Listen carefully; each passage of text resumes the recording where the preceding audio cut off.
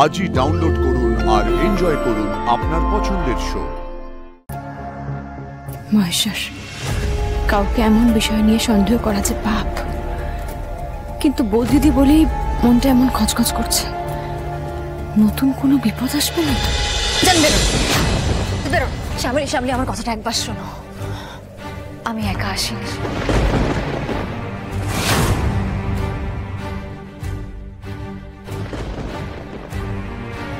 মানে তুমি আর ওরও দুজনে মিলে এসেছো আবার আমাদের সর্বনাশ করবে বলে? না না বড় মামি, একেবারেই না, অরুণাবু নয়।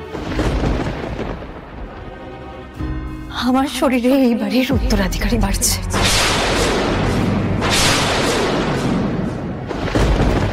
এখানে কে কে তোমার কথা বিশ্বাস করছে আমি জানি না।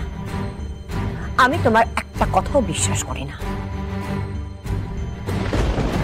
আগের বার যখন তোমার বর জেলে গেল, তুমি এখানে এসে ভিক্ষে চাইলে থাকার জন্য। আমি তোমাকে নিজের দায়িত্বে থাকতে দিলাম এখানে সবার বিরুদ্ধে গিয়ে, আর তুমি কি করলে? শয়তানি করা ছাড়লে না। তোমায় কি করে বিশ্বাস করি বলো তো? শ্যামলী, তুমি তো এখনো মা হওনি। যখন মা হবে তুমি ঠিক বুঝতে পারবে।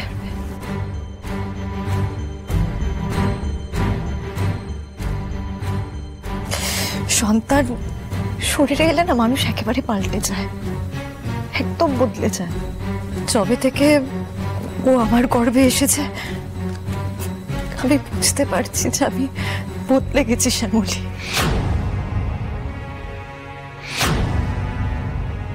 আর ঠিক সেই জন্য আমি অরুণাবকে এই খবরটা এখনই দিনে আমি ওকে এই কথাটা জানাতে সংকোচ বোধ করছি। তৃষা, এমনভাবে কথা বলছো না, মনে হচ্ছে তুমি ধোয়া তুলসী পাতা। তুমি জানো কিছুই করেনি, সব ওরু করেছে। কেন তোমার সঙ্গে এতক্ষণ কথা বলছি, ভালো লাগছে না। শ্যামলী, কিছু বলো। আমি জানি না, এই সিদ্ধান্তটা বাড়ির বড় অনেক। দাদু ঠাম্মি যেটা ঠিক মনে করবেন সেটাই করবেন। আমি আর কি বলবো, যা বলেন তুমি বলো। দেখো তৃষা, তোমাকে আমরা গ্রহণ করতে পারবো না, তবে যে আসছে সে আমাদের বংশধর, তাকে তো ফেলে দিতে পারি না, আর তার হবু মাকে একাও করে দিতে পারি না। তুমি এখানে থাকতে পারো।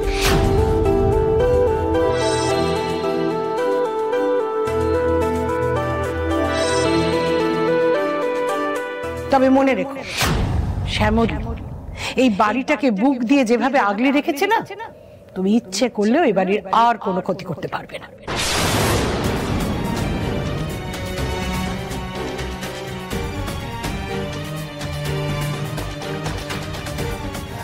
কোন রকম বেচার না। তুমি সন্তান সম্ভব কিনা সেটা তোমার মুখের কথায় আমি বিশ্বাস করব না। আমি পরীক্ষা করে দেখব তুমি সত্যি বলছো নাকি মিথ্যে।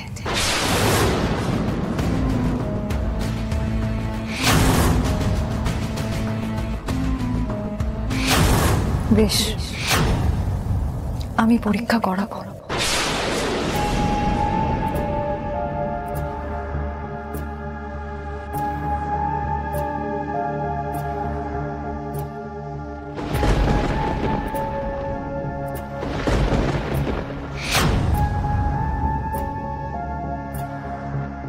মহেশ্বর, কাউকে এমন বিষয় নিয়ে সন্দেহ করা যে পাপ, কিন্তু বৌদিদি বলেই মনটা এমন খচখচ করছে।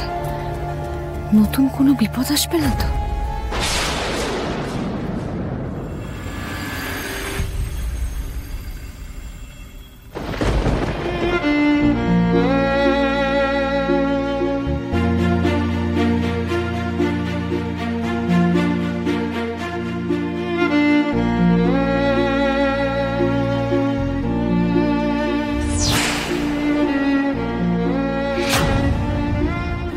एकदम फैंटास्टिक है।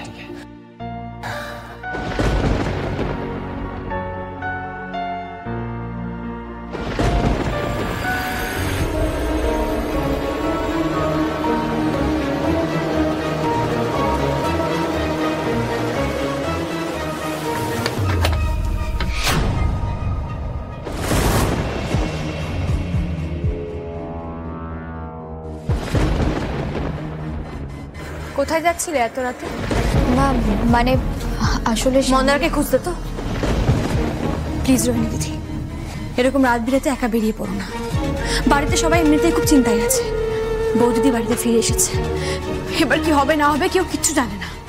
তার মধ্যে প্লিজ তুমি আর কোনো অঘটন ঘটিও না। আমাকে একটু ভরসা করো রোহিণী দিদি। আমি তো তোমাকে বলেছি মন্দারকে ফিরিয়ে আনবো, তাও যদি তুমি এখন না বোঝো তাহলে তো আমার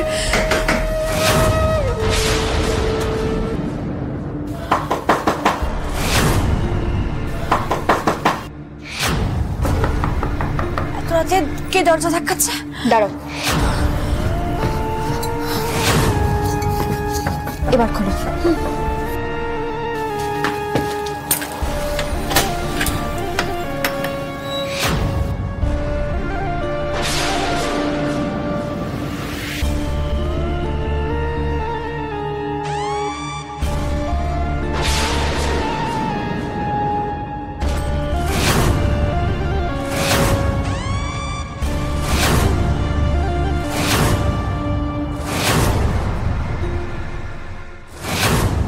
তুই এখন এখানে? মন্দার তুই যে ফিরে আসবে আমি তো ভাবতেই পারিনি। আমি তো ভাবছিলাম আমি তোকে আবার হয়তো হারিয়ে ফেললাম। আমি তো তোকে খুঁজতে যাচ্ছিলাম মন্দার। তুই সকালে কেন ওভাবে চলে গেলি বলতো? তো আমি একাই বকবক করে আছি, তুই জল চাইছিলিস না? আয় আয় আয় ভেতরে আয়, আয় ভেতরে। রোহিণী দিদি, রোহিণী দিদি শোনো একবার। আয় মন্দার। রোহিণী দিদি আমার কথাটা শোনো। রোহিণী দিদি বস এখানে। তোমার দাদাভাইকে একবার দেখে বলি যে মন্দার ফিরে এসেছে। শ্যামলী, এত রাতে কাউকে কিছু বলার দরকার নেই। কাল সকাল হলে পরে যাকে যা বলার বলা যাবে ক্ষণে। মন্দার, আমি তোর জন্য এক্ষুনি জল নিয়ে আসছি, দাঁড়া। সকালে লস্যিটাও তো না খেয়ে ফেলে চলে গেলি, তারপর থেকে তার কিছু খাওয়া হয়নি নিশ্চয়ই। খিদে পেয়েছে না খুব? দাঁড়া, আমি তোর জন্য খাবার জল সবকিছু নিয়ে আসছি। কিরে, পালিয়ে যাওয়ার এত বড় সুযোগ পেয়েও ফিরে এলি যে? আমার কি মনে হয় জানো তো শ্যামলী, মন্দারের পুরনো সব কথা মনে পড়ে যাচ্ছে। কি মন্দার, ঠিক বলছি তো? ভাও।